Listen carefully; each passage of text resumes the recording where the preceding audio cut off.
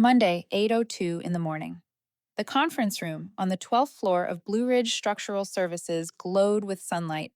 Floor-to-ceiling glass revealed the Blue Ridge Mountains, still veiled in mist, like a photograph that hadn't fully developed. The only sounds were pages turning and pens tapping against polished wood. I, Amelia Hart, 57, stood across the table, adjusting the salary files I'd prepared the night before. "It's just $300, I said, my voice steady, like I was reading a technical spec. "The state license renewal fee went up, and so did health insurance by 18%. I'm only asking for an adjustment to stay compliant." At the head of the table sat Aubrey Kincaid, 30 years old, high heels gleaming, rose gold watch flashing under the sun. She didn't look at me. She was scrolling through her iPad, bored as if listening to an old engineer talk about fax machines. "I understand, Amelia," she said, stressing every syllable as if holding back irritation. "But the company's restructuring. We need efficiency, flexibility, roles like yours." She looked up, smiling like polished ice. "Sometimes just don't fit anymore." I stayed upright. "You mean not fit for keeping the building safe?" Aubrey tilted her head, blonde hair cascading over one shoulder like a shampoo commercial. "You're paid for loyalty, not for licenses." The words were soft, but they hit the table like a steel ball. The wall clock clicked to the next minute. 3 seconds of silence. She closed the iPad, clasped her hands.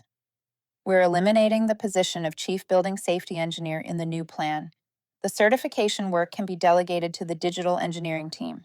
You can hand things over within 2 days." I nodded once, slow, silent. The room felt like a factory after the shift ended. No one met my eyes. I gathered my files, slipped my pen into my pocket. My ID card beeped as I passed the scanner, a dry, metallic sound that seemed to echo inside my chest. At the coffee station, a cup of espresso still steamed, untouched. I set it gently in the sink, leaving no trace. A young engineer, Matt, 2 years in, walked by and looked away. He once asked me how to read cracks in concrete, and I'd told him, "Listen, if it sounds hollow, someone lied somewhere in the process." Now he stayed silent, like that line had become something forbidden. At my desk, corner seat, window view of the site, the white hard hat with the tiny paint crack still waited. I ran my fingers over the split, cutting through the B in the Blue Ridge logo. That crack had been there for 10 years, ever since I fell from the scaffolding on the 18th floor, and the helmet saved me. I kept it to remind myself not every crack is a failure. Some prove you stood back up. I hung it on my backpack, shut my drawer. An HR associate approached, voice trembling. "Ms. Hart, your badge will deactivate once you exit the building. I'll need to—" I nodded before she could finish. "It's fine. I'm not keeping anything." They offered me a farewell party with cake and a signed card. I declined. I don't eat cake at funerals. The lobby doors slid open. Cold mountain air rushed in. I paused, looking at the glass logo. The word blue had faded, but Ridge still shone. Maybe that's true, I thought. The hardest part is always what still stands. I stepped outside, didn't look back. In the parking lot, I set my white hard hat on the passenger seat. Beneath it lay a thick stack of blueprints: Skycrest Tower, a 42-story project near completion. In the corner of each sheet was a blank box waiting for one thing: my signature, Inspector of Record. Still blank. I glanced up at the Blue Ridge Tower, its glass skin reflecting storm clouds rolling in. A sharp gust whistled through the 10th floor railing. It sounded just like a metal warning before it breaks. I turned the key, but didn't start the engine. I thought of last night, printing every certification, sealing them in an envelope. I might be older, but I've never been weak. Aubrey thought I was a relic. She had no idea 40% of Blue Ridge's contracts required my personal signature, one that couldn't be digitally delegated under state law. I let out a quiet, dry laugh. "They call it innovation," I muttered. "I call it replacing the floor while the foundation's already cracked." As the car rolled forward, the radio announced rising steel prices, and Blue Ridge's modernization milestone. I almost laughed. Concrete may set fast, but people don't. Driving past Maple Crossing, where I inspected my first homes, I saw kids playing under the sun, walls still standing firm after more than a decade. No one knew the name of the engineer who kept them safe, but they slept soundly, and that was enough. At a red light, I glanced in the mirror. The headquarters shrank to a speck of light behind me. I didn't feel angry, just certain of one thing. When people forget what a foundation's made of, the building itself will teach them. I flicked on my signal, turning toward the winding road that led down to the lake. A gust of wind howled through the car window, dry and cold, like the beep of a locked ID badge. Only this time it didn't sound like an ending. It sounded like a restart. I smiled, faint but real. "All right," I whispered. "Let's begin again." If you've ever been dismissed for doing your job right, drop a comment and tell me where you're watching from.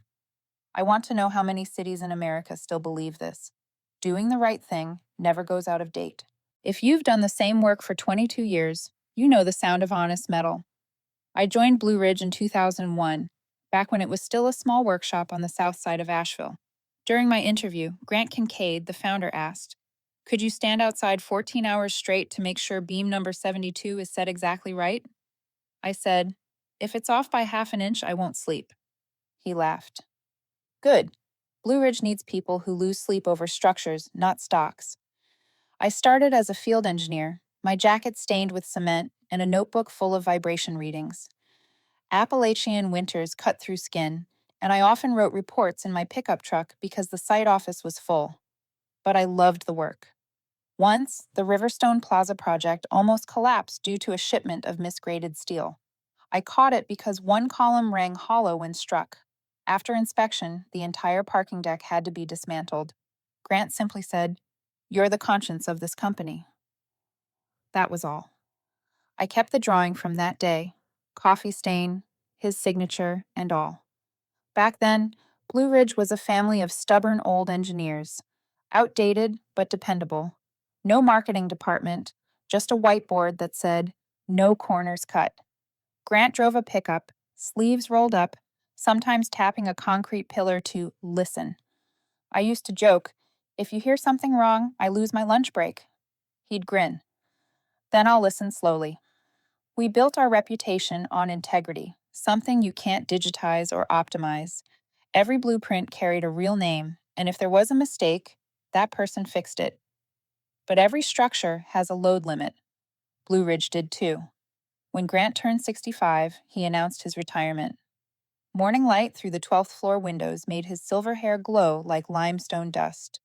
"My daughter, Aubrey, will take over," he said. "She's got an MBA and a vision for technology. Blue Ridge needs to enter a new era." Everyone applauded. I did too, though I heard a faint crack inside me. Like concrete warning, it was about to give way. Aubrey arrived with a team of young consultants, each carrying laptops thinner than the blueprints we once used. She talked more about efficiency and branding than about load distribution. "Amelia, are you still using Excel for load calculations?" she asked. "I like to know where the numbers come from, not just watch them run," I replied. She laughed, thinking I was joking. Her first meeting as CEO was a pastel slideshow titled "Optimize Everything." She announced a 40% reduction in inspection time thanks to AI modeling. I asked, "You're cutting the load testing phase?" "Safety is a mindset," she said, voice like a slogan. I stayed silent. There's no point explaining physics to someone who thinks feelings outrank gravity. From then on, everything changed fast. 3 mandatory load tests became 1. Certification reports went fully digital, meaning engineers could now sign from their phones. She called it smart working. I asked, "What if the system fails?" "Then we update the software," she said. The answer hit the tile floor like a loose bolt. Grant still visited a few times a month. He spoke less, stared out the window more. One afternoon he asked, "Do you think I did the right thing handing it over to her?" "I think she's smart," I said. "She just needs to learn humility." He nodded. "What I fear is that she thinks she's smarter than gravity." That was the first time I saw him look old. I kept working quietly, documenting every change, shortened procedures, canceled meetings, deleted templates. Not because I foresaw anything, but because I knew every structure needs a backup copy. One winter morning, snow blanketed the roof of Skycrest Tower. Aubrey brought a press tour to the site, boasting about record speed and automation in construction.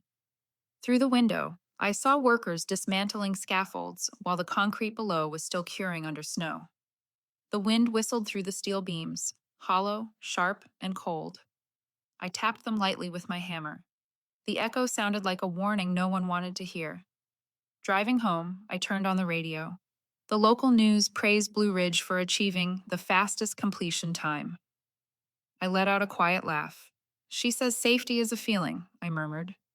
I say gravity doesn't care about feelings, it just waits for negligence. Grant still called sometimes. Amelia, you doing all right? I'm still standing, sir, I said. And Blue Ridge? He was silent. I didn't ask again. Some questions, if answered, could make the whole building tremble. Back then, I didn't know I was going to be fired. I only knew that integrity was turning into a footnote in the brochure instead of a clause in the contract. And like every structure, when people swap out the materials without checking the foundation, the cracks always start from within. Quiet, invisible, inevitable. In the end, I saw Grant standing by the 12th floor window, hand gripping the frame, watching the site below as if waiting to see which would fail first, the building or the values he'd built it on. Some people can build empires, but they still have to watch them tilt, millimeter by millimeter, knowing they can't fix them. I knew I couldn't save Blue Ridge, not then, but I kept my notebook and my testing hammer, two things never written into the manual, yet never once proved me wrong.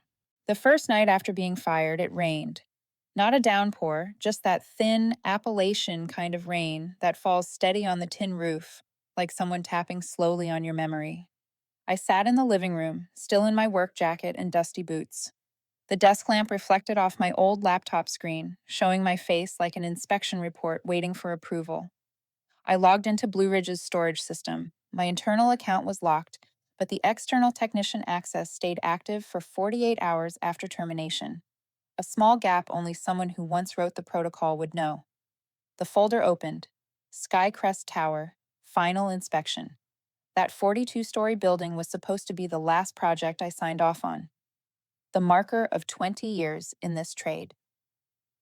If I ever had a legacy, it would have been that occupancy safety seal with my name, not out of pride, but out of professional promise. The screen read, approved, signed, A. Hart. I froze. I had never signed it.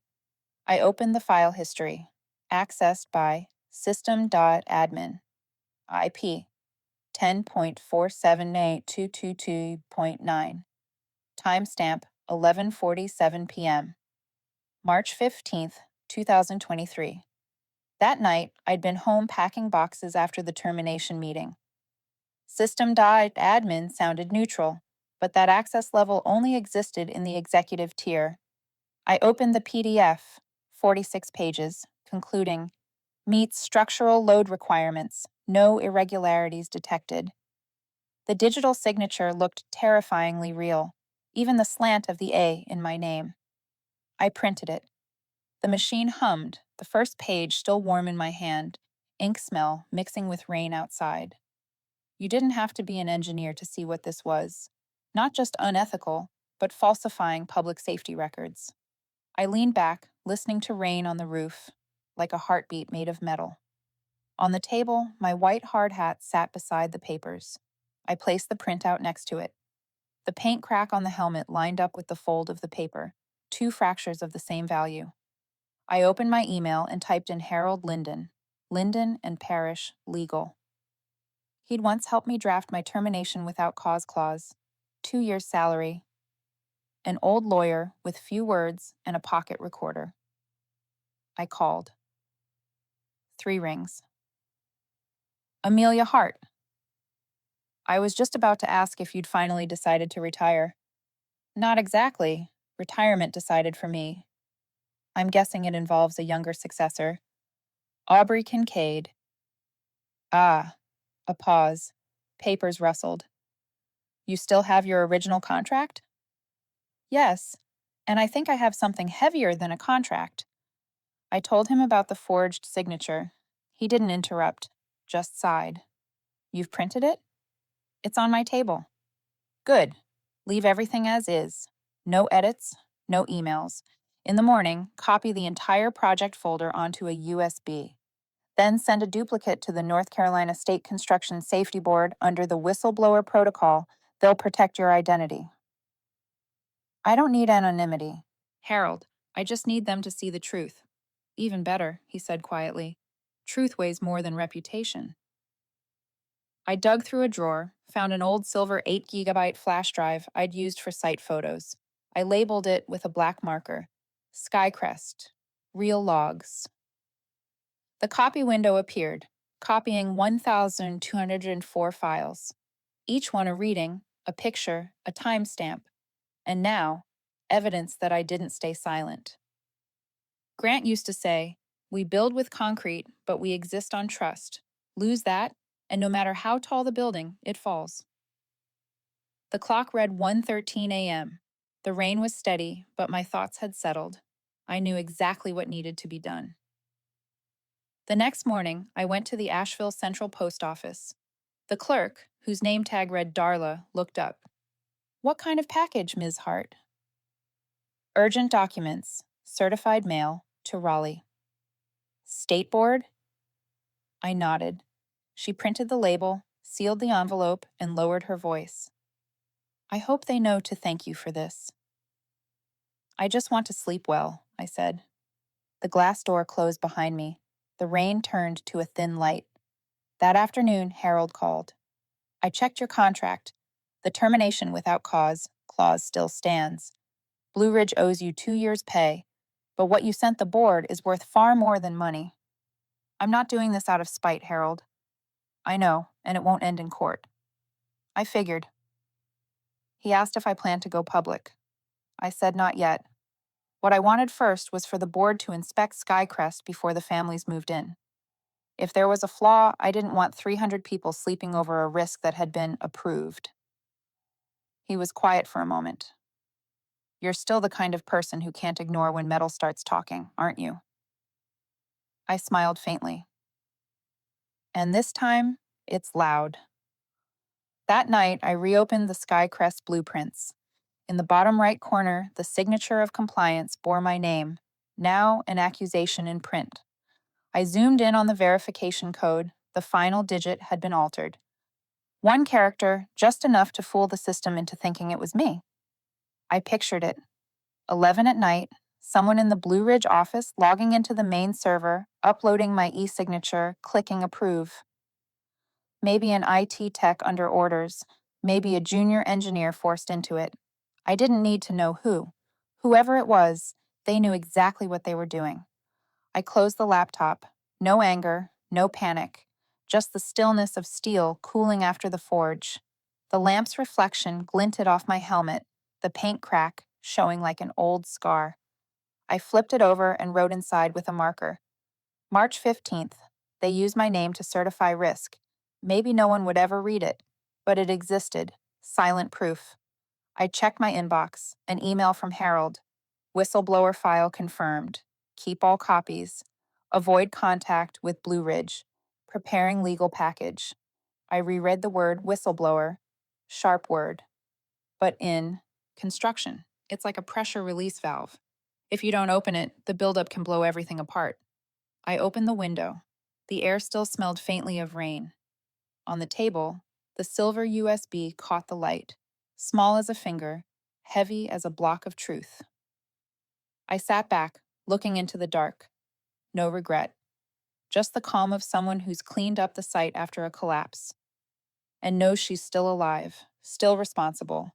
I'm not trying to be a hero, but I'm not signing someone else's death sentence either. 3 weeks after I sent the files to the state board, BlueRidge was everywhere in the business news. The biggest headline read, "Modernize BlueRidge, when AI redefines building safety." The main photo showed Aubrey Kincaid standing at the Skycrest Tower site, holding a spotless white hard hat, smiling under the stage lights. She spoke to the press with a clear, confident voice. AI safety verification is more accurate than humans. No more bias, no more delays. Safety at the speed of innovation. The crowd applauded. Camera shutters fired like hail. I watched the press conference live on my laptop, tea long gone cold. Part of me wanted to laugh. Another part pitied Grant, the founder of BlueRidge, and her father. He wasn't mentioned. He wasn't on stage. That day, his legacies was cut from the script, as if ethics were just a removable appendix. I noted in my book, April 7th, Modernize BlueRidge campaign launched. No mention of ASCE 7 code. No senior engineer validation. Old engineers take notes. Young ones post stories. That's the generation gap. A week later, the hashtag #ModernizeBlueRidge flooded social media. Headlines praised Blue Ridge, where safety runs on algorithms. Safety at the speed of innovation. I had to admit, Aubrey's PR team was good. In days, they turned structural safety, the driest corner of engineering, into a trendy startup narrative. She appeared on podcasts, smiling as she spoke about the paperless era, repeating her favorite line, "Old habits build walls, not progress." Inside Blue Ridge, progress meant junior engineers being forced to approve inspection files before proper load testing. They called it a streamlined workflow. Each shortcut signature came with a performance bonus. One young engineer, Elliot Marsh, whom I'd trained years ago, sent me an anonymous message. "Ms. Hart, they told us we don't need to check floors in person anymore. The AI report is enough. I'm not comfortable. That software isn't UL certified yet." I didn't reply right away. I only typed one line. "If you can still hear the metal, don't silence it." 3 days later, Elliot called. His voice trembled, not from fear, but from conscience. "Ma'am, they're handing over Skycrest tomorrow. They canceled the final inspection. I signed off, but I can't sleep." His ragged breathing on the other end sounded like me 20 years ago. "Yeah." The first time I saw bent steel and someone told me it was fine. Then the inevitable happened. Tuesday morning, the local news opened with shaky phone footage. A massive glass panel fell from the 25th floor of Skycrest Tower, shattering like a rain of knives onto the sidewalk below. No one was hurt, just screams and sirens echoing through downtown. Within hours, the video spread everywhere. The caption read, "Innovation meets gravity." I sat in my kitchen, coffee gone bitter, phone flashing with hundreds of notifications. A few, people tagged me, old coworkers, former engineers, clients from the early years. No one said it outright, but I could read it in their silence. "You see now?" I didn't feel vindicated. I felt cold. No one died today, but if the wind had been stronger, someone might not have gone home. By noon, Blue Ridge issued a statement. "Minor incident caused by subcontractor installation error. AI safety check system functioning as intended." They brushed it off faster than the wind itself. That afternoon, Aubrey appeared on a live financial news segment. Flawless makeup, steady tone. "This is a legacy issue," she said. "Some outdated procedures from the previous generation weren't fully aligned with the new system." I nearly choked on my coffee. Previous generation, meaning me. That night, an email arrived from legal, BlueRidge.ai. Subject: Notice of defamation and breach of confidentiality. Blue Ridge Structural Services has reason to believe that Ms. Amelia Hart has disclosed internal information damaging to the company's reputation. If no response is received within 48 hours, we will pursue legal action. I laughed. A short, dry laugh, like concrete cracking under the sun. I hadn't leaked a thing. The state board was conducting a legal investigation, but to Aubrey, truth always belonged to whoever had the better PR team. I forwarded the email to Harold. 10 minutes later, he called, voice calm as a weather report. "They're bluffing. Don't engage. The more you say, the more rope they get." I can stay quiet, I said, but Elliot's conscience can't. Harold was silent for a moment. Then he said softly, "You once told me gravity doesn't have feelings. Maybe now they're about to relearn that." 2 days later, the Asheville Herald front page read, "State Board confirms investigation into Blue Ridge's Skycrest inspection process." Aubrey fired back with a new PR blitz. Transparency through technology. She stood in front of the cameras declaring, "We're releasing all safety data for public review. No one at Blue Ridge has anything to hide." I almost applauded. That data, whose signature was on it, I wondered? The young engineers I'd mentored started calling late at night. One said, "Ms. Hart, they told me to verify the AI logs match the printed reports, but the printout has your signature." "Don't sign anything," I said. "You don't need to be part of this." On the fifth day, Elliot sent me a 10-second clip. Footage from a maintenance camera. The exact moment the glass panel fell. No wind, no impact. Just the steel frame shifting half an inch off spec. A faint crack followed. Soft. Almost inaudible, unless you'd listened to thousands of steel beams in your life. I replayed it 10 times. Each time, that sound crawled down my spine. I sent it to Harold. He said only, "If AI's perfect, why didn't it hear that?"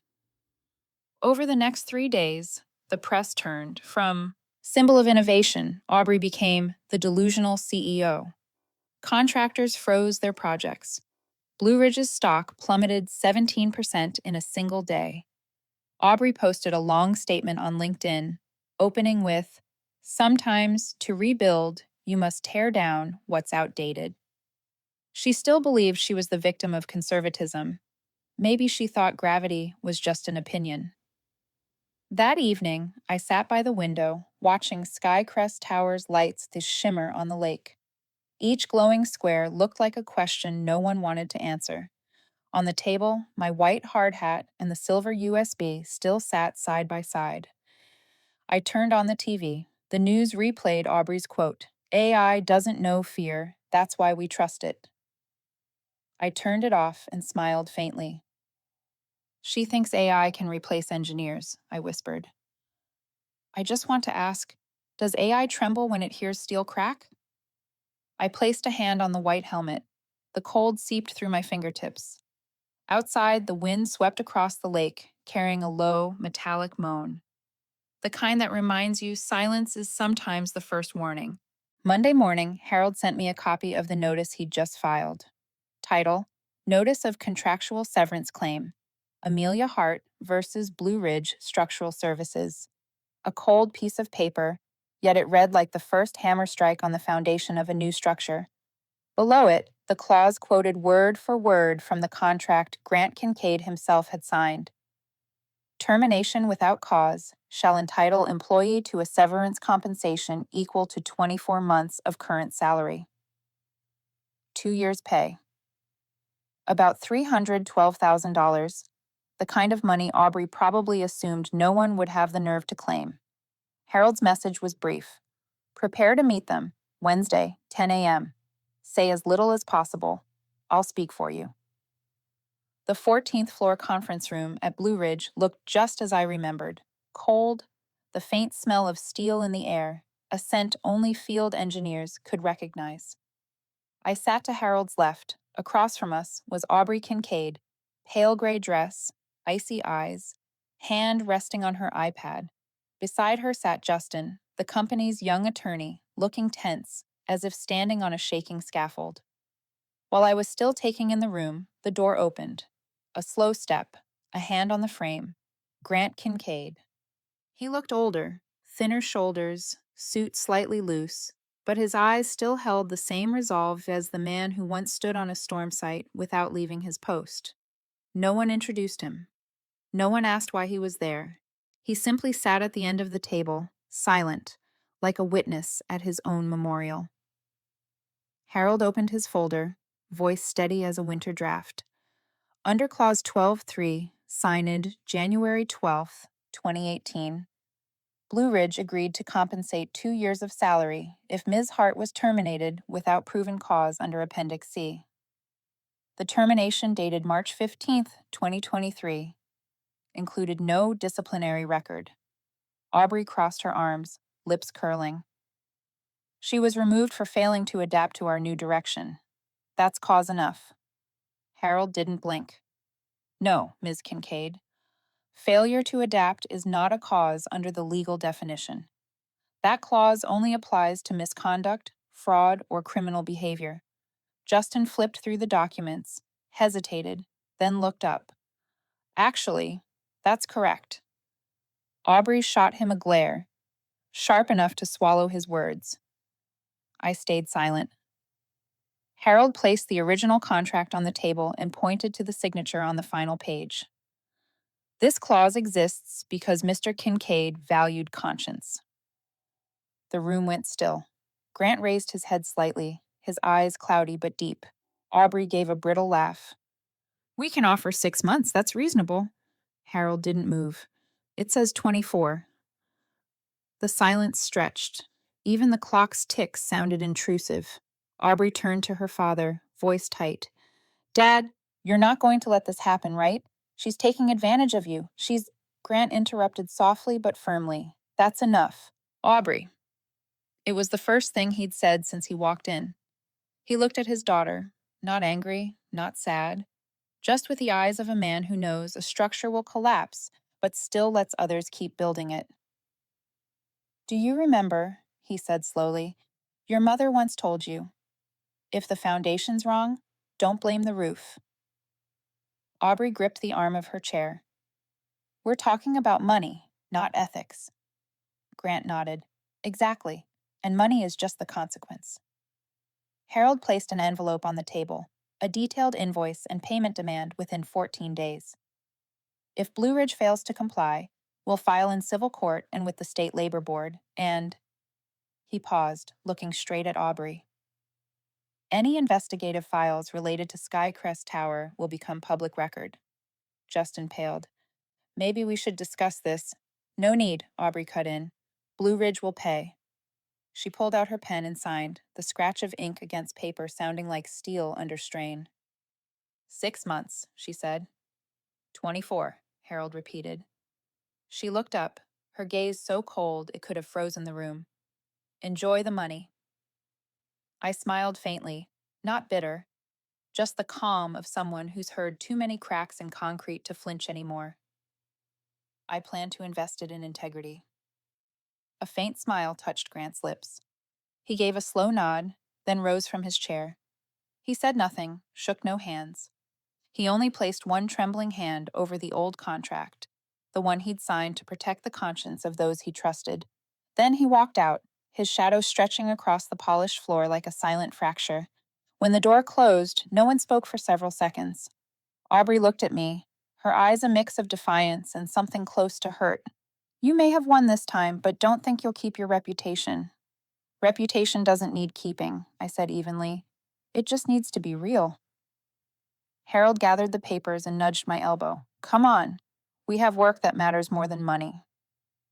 As we left, I glanced back through the glass wall. Aubrey still sat there, chin resting on her hand, staring at the signed agreement. She probably didn't notice the last line. This agreement acknowledges full compliance with the conscience clause.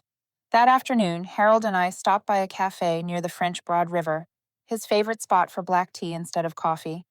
The sky hung low, mist curling over the awning like smoke. You know, Amelia, he said, I used to think justice was something the courts defined.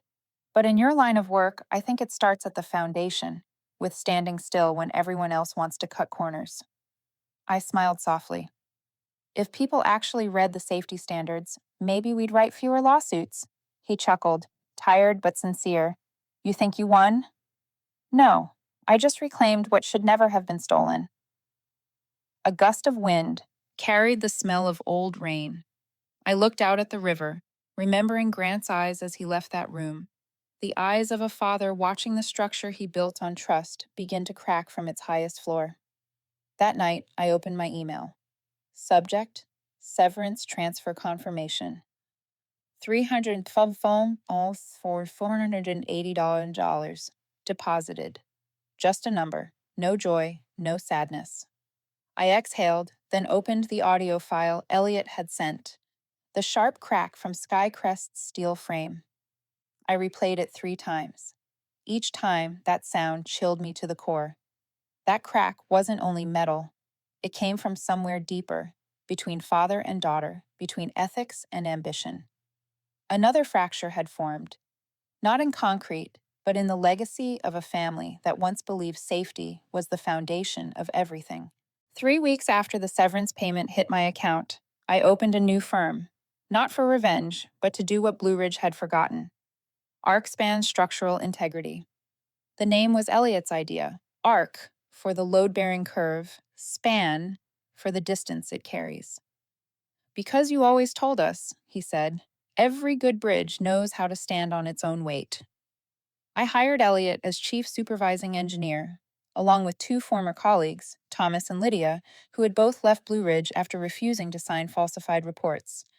We worked out of an old warehouse by the French Broad River, sunlight streaming through high windows onto steel tables covered in drawings and coffee rings. My white hard hat sat on the shelf, its cracked paint now patched with silver tape, not to hide the scar, but to remember that what's been repaired can be stronger than what was never tested. One May morning, Harold called. His voice was calm, but I could hear a spark under it. The state board just released its decision. They're appointing ArcSpan as the independent oversight team for Skycrest Tower. I paused. They trust us? No, he said. They trust your data. I laughed. That's a polite way of saying they don't trust BlueRidge anymore. Harold chuckled. Let's call it a fresh start. On June 1st, a temporary sign reading ArcSpan Structural Integrity went up outside the Skycrest gate. Reporters gathered immediately. They called me the woman returning to the site she once built. I told the cameras, we're not here to investigate people, we're here to verify gravity. The monitoring began, 14 days, 24 hours a day. All data was public, live feeds from joints, load sensors, and a dashboard projected in the building's lobby. Elliot designed the interface, gray background, numbers pulsing like a heartbeat. If movement exceeded a quarter inch, the alert light flashed red. The press dubbed it the construction industry's reality show. I called it verifiable silence. Day 1, stable. Day 2, minor vibration on axis D17, floor 22. Day 3, pressure spike on the south joint, the same zone where the glass had fallen. Elliot frowned. Not wind, structural drift. I climbed up to inspect the beam myself. The sound was faint, like a joint in the human body being twisted. I placed my hand on the steel, feeling the tremor run through my palm. The steel's talking, I told Elliot. Record the frequency. That afternoon, we found 3 structural deviations from the original design and 2 falsified reports, each signed by engineers who'd left the company over a year ago. Every false line was a confession written in metal. We sent all evidence to the board, along with the raw telemetry. Harold texted me, "You just turned transparency into a structural property." By day 5, the national press caught on. The woman who made transparency structural, a reporter asked me on live TV, "Ms. Hart, what made you come back after everything?" "Because gravity doesn't change," I said. "So people must." That line spread everywhere, quoted, printed on engineering students' coffee mugs. All I wanted was for them to understand. Transparency isn't a slogan. It's a building material. By day 7, BlueRidge had been suspended from 2 other projects, one in Raleigh, one in Charlotte. Aubrey vanished from the media. Grant sent me a handwritten letter, shaky but steady. "I'm not proud of how long I stayed silent, but I'm proud I trusted you. Thank you for reminding me that truth still has an echo." I read it 3 times, didn't reply, just placed it in the drawer beside the old USB. When I closed it, the latch made a soft click, small, but enough to ease my chest. Day 10, rain again. That night, I stayed late at the office. The dashboard light glowed across my face, numbers blinking like the heartbeat of a building. Outside, rain tapped the glass, steady as breath. In that quiet, I realized something. The force I'd always called gravity might also be conscience. Both pull you toward what's right. Day 12, stable readings. Day 13, Elliot spotted an irregular oscillation on floor 31. Should we publish it? Wait 24 hours, I said. If it repeats, we report. If it doesn't, we learn when silence is the right response. By morning, the fluctuation was gone. That's why engineers still matter, I told him. Not to replace machines, but to hear silence.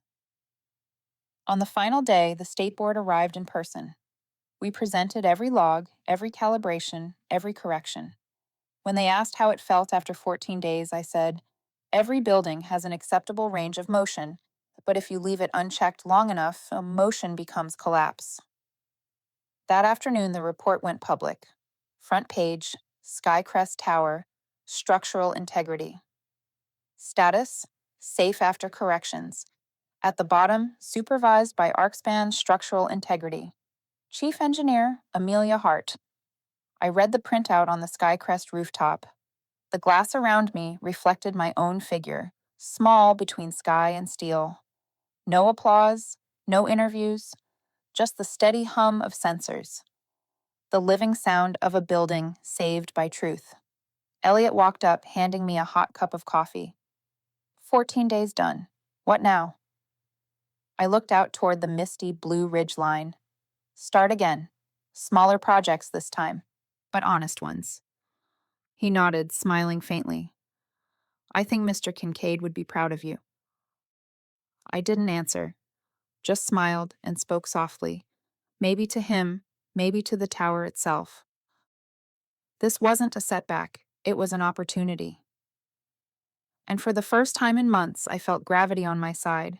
The first dawn after the Skycrest report was released, ArcSpan's small office filled with morning light. Sunlight streamed through the tall windows, spilling across desks cluttered with blueprints, steel rulers, and steaming coffee mugs. On the wall hung a small black painted sign, Integrity over Speed, not a slogan, a principle. I arrived early as always, 6:30 in the morning. Elliot had already turned on the lights, and Thomas was making coffee with the same old machine that had followed us through 10 projects. Lydia spread the morning paper on the table and pointed at the bold headline. Skycrest passes independent safety audit. BlueRidge faces major shakeup. I looked at the words and felt neither joy nor sadness.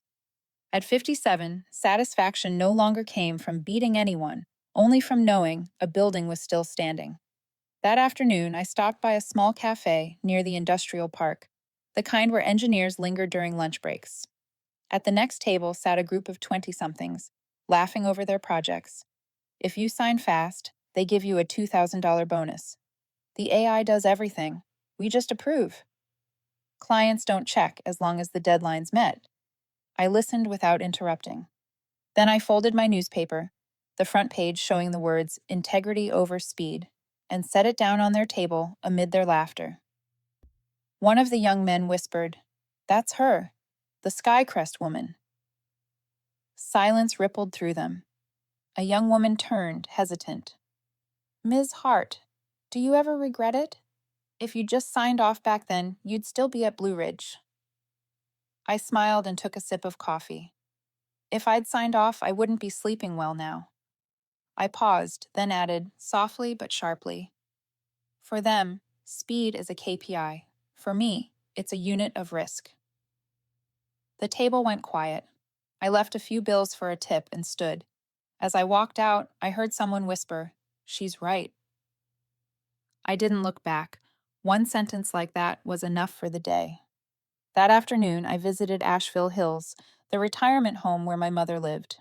She was 83, her memory fading in and out, but her voice still warm. When she saw me, she waved. "Back to saving buildings again, sweetheart?" "Not saving, Mom, just checking this time. No one needs saving today." We sat by the window, watching tulips bloom in the garden. She asked about work and about the white hard hat I used to wear to trade school. I told her about my first project, a small warehouse in Hendersonville.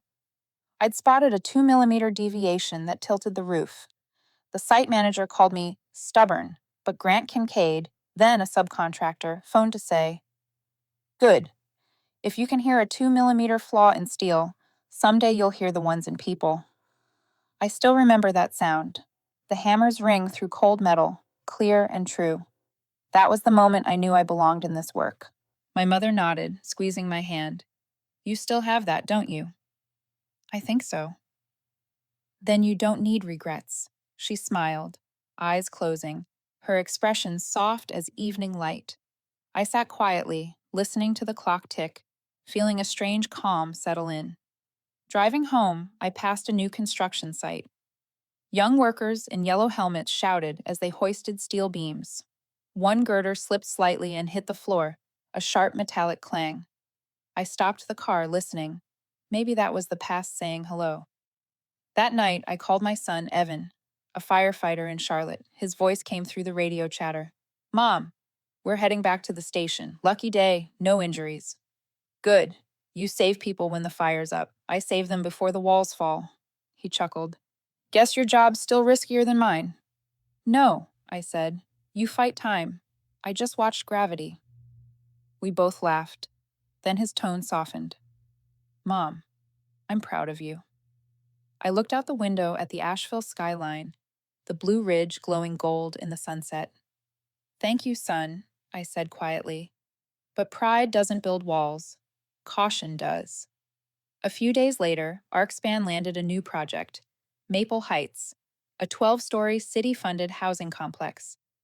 The state board requested us as independent inspectors. Elliot was thrilled, Lydia grinned, and Thomas just shook his head. "They trust us now." "No," I said. "They're testing whether we can trust ourselves." I knew after Skycrest every eye was on us, not out of admiration, but to see if we'd become the next Blue Ridge. That was the real test. We rebuilt our process from the ground up. Every drawing is double-checked by 2 engineers. Every signature recorded on video. No one signing for anyone else, no matter how convenient. Elliot joked, "You're building walls too high."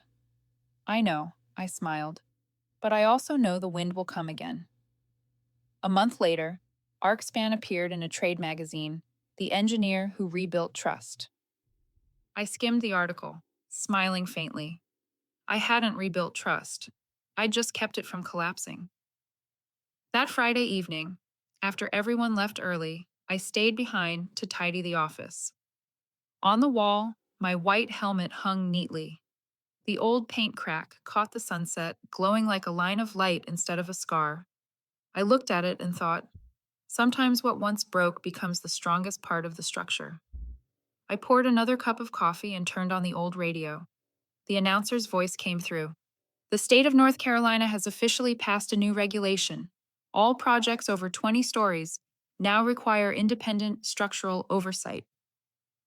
I laughed softly and murmured, "Looks like gravity finally got a voice." Before turning off the lights, I opened my old engineer's notebook and wrote the final line. Rebuilding isn't about new walls. It's about keeping what was worth saving. Closed the book and set down the pen. Outside, the wind slipped through the window frame, rustling the blueprints, like the quiet breath of a building not yet built. I felt no bitterness anymore, only the familiar weight of truth, heavy but steady. And maybe that's what real safety feels like, not when everything stands still, but when you know you've built it right. Monday morning. Fog blanketed the Blue Ridge Mountains, quiet and protective, like a veil shielding what remained after a storm. I was reviewing the Maple Heights report when Elliot stepped in, his voice low. "Ms. Hart, 2 people are waiting in the lobby. One of them is Mr. Grant Kincaid." I froze. That name, long gone from headlines, still struck through me like a hammer against rebar. Grant, the man who once called me the conscience of this company. And beside him, I knew it had to be Aubrey. They were waiting in ArcSpan's small conference room. Grant wore a gray suit, moving slowly, his hand trembling lightly on a wooden cane. Aubrey sat with her arms crossed, wearing a silver-gray dress. The confidence was still there, but her eyes carried the faint haze of someone who'd lost her compass. Grant spoke first. "Amelia, I didn't come to apologize. I came to ask for a partnership." I met his gaze but said nothing. He continued, Blue Ridge is in free fall. 2 projects suspended, investors pulling out. The board asked me to return temporarily, but no one trusts the company anymore. He paused, voice rough. You kept what Blue Ridge lost, credibility, and only you can save it. Aubrey cut in, her tone metallic. We're proposing a merger. ArcSpan would become Blue Ridge's independent oversight division. In return, I maintain control of approvals. I raised an eyebrow. You want me to sign beneath the person who forged my name? She smirked. If you refuse, hundreds will lose their jobs. They need us, and you know they don't have anyone else. I replied evenly. Without transparency, nothing is safe, not even employment. Aubrey gave a cold laugh. You move too slow to see the world runs on speed and cash flow. And when the building collapses, I said, that cash flow buries everyone who believed in it. Grant sat quietly, tapping 3 times on the table. His old habit when checking concrete for hollows. That sound stilled the room. He looked at me, eyes weary but grateful. The discussion dragged on for nearly an hour. Aubrey outlined her Modernize Again plan, trimming procedures, relying on AI inspections, and saving 30% in costs. I listened. Every word hit the air like rusted nails dropping onto concrete. When she finished, I asked, and how do you plan to rebuild trust? With presentations or with real structures? With results, she snapped. Results signed by who? Her lips pressed together. Grant raised a hand gently. Aubrey, he said, we tried saving the company with speed. Now I want to save it with truth. She turned to him, voice sharp. Dad, if it weren't for me, Blue Ridge would have died last year. Maybe, Grant said quietly. But what's rotting now isn't the company, it's how we built it. I stood, sliding my chair back, voice calm but cutting. I respect you, Grant. You were the first to teach me to listen to steel. But a bridge that's burned to ashes can't be rebuilt from smoke. Aubrey tilted her head, smiling half-heartedly. You're rejecting a chance at redemption. No, I'm rejecting a rebuild made of counterfeit ash. No one spoke. Only the ticking clock filled the silence, like the measured countdown of a structure preparing to fail. Grant rose slowly, one hand braced on the table, his eyes distant. Amelia, you were right from the start. Maybe it took me too long to realize that some bridges aren't worth saving. I nodded. Some bridges, once burned, stay ash. Aubrey stood abruptly, her eyes flashing between anger and confusion. She gathered her folders and walked out without a word. Grant watched her go in silence. We stepped into the hallway together. He stopped by the door, looking up at the ArcSpan structural integrity sign. You chose a good name, he said. I used to think speed measured success. Now I see, maybe slowing down is the only way to stay standing. I smiled. In my line of work, speed is just another kind of gravity. He gave a rough, quiet laugh. If I could go back, I'd keep the stubborn ones. They're still here, I said. They just wear a different logo. Grant looked at me for a long moment, then said softly, If you ever need anything, call me. Just take care of yourself, Grant. The rest, gravity will handle. That afternoon, after they left, I sat in the empty conference room. Through the glass wall, I watched their figures fade down the slope, 2 generations walking side by side but not in the same direction. I opened my engineer's notebook and wrote, An ethical structure can't be rebuilt with contracts, only with honesty. Outside, the sunlight had broken through the fog. A faint breeze carried the scent of old steel from the construction yard. On the wall, my white hard hat caught the golden light. The crack in its paint gleamed. No longer a wound, but a mark sealed with truth. I whispered to myself, not every bridge needs rebuilding. Some are meant to stay ash, to remind us not to forget. 1 month later, the Asheville sky was clear after weeks of rain, sunlight spilling across the glass panels of Skycrest Tower, the building that had once kept me awake at night. Now it stood firm, radiant, and silent, like an answer. The North Carolina State Construction Safety Board had just signed the official occupancy safety seal. No revisions, no conditions, no exceptions. Every figure in the final ArcSpan report matched the original calculations. We hadn't needed miracles, just precision, one standard at a time. The handover ceremony was simple. No champagne, no ribbon cutting. The first residents received their keys, holding their safety certificates and smiling quietly in the sunlight.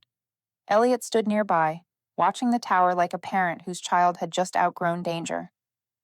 "Ms. Hart," he said, "did you ever think we overdid it? 14 days of live streams, public dashboards.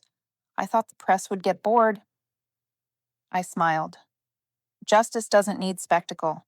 It just needs to be seen. On the large lobby screen, a message scrolled across in silver letters: ArcSpan Structural Integrity. Building trust, one bolt at a time.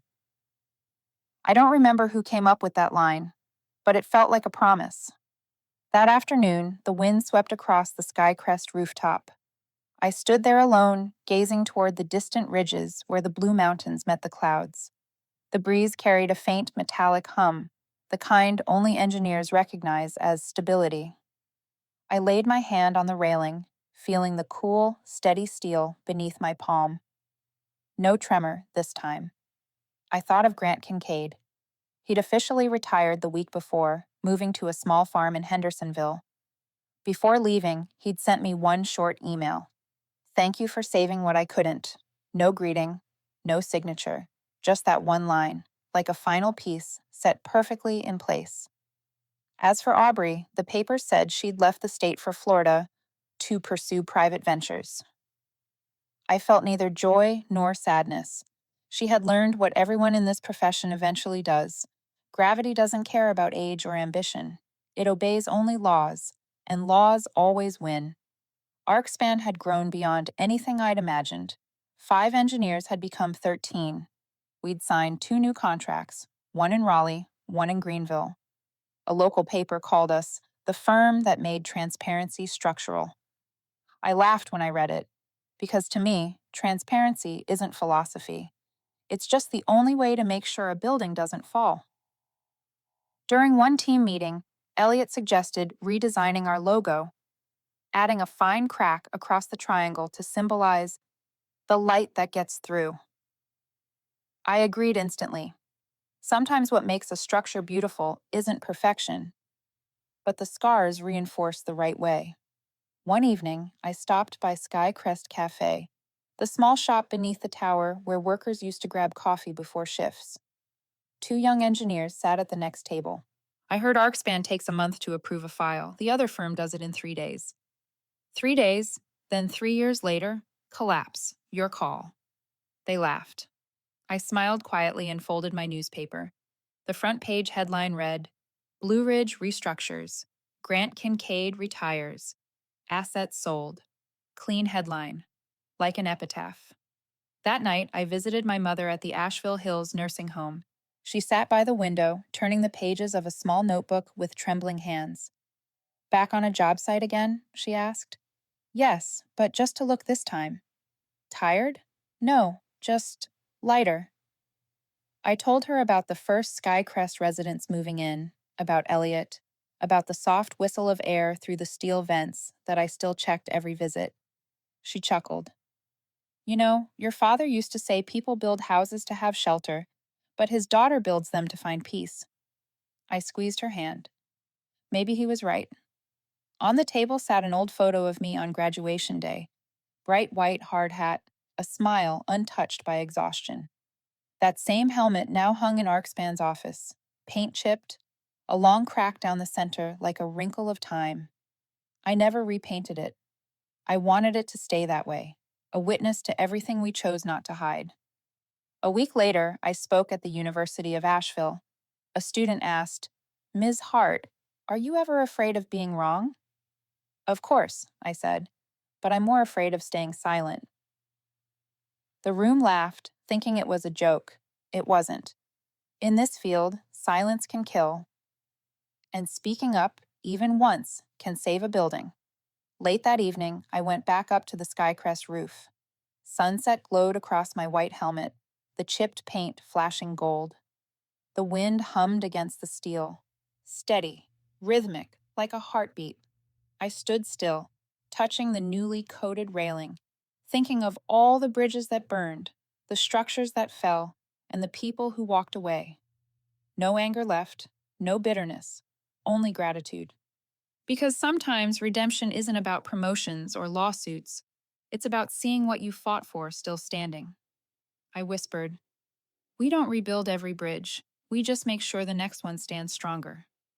The wind carried the words away, blending with the hum of traffic and the quiet rhythm of an ordinary life I'd once lost, then found again. I hung my helmet back on the utility wall hook. Beside it, a small plaque read, "For Amelia Hart, who taught us that silence can hold the loudest truth." I smiled. For the first time in years, I felt completely at peace. Leave the name of your city in the comments, so the map of those who still believe that doing right is worth it keeps shining. From Asheville, North Carolina, to every corner of America.